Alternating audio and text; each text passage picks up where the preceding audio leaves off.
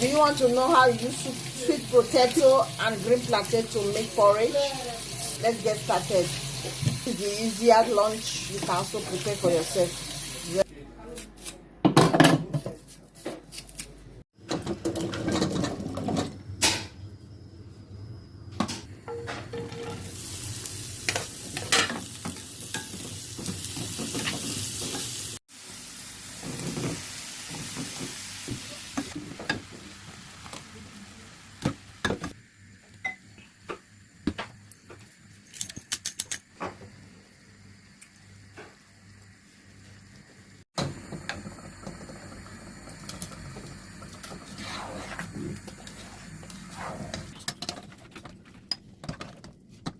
Guys, I'm through with my porridge.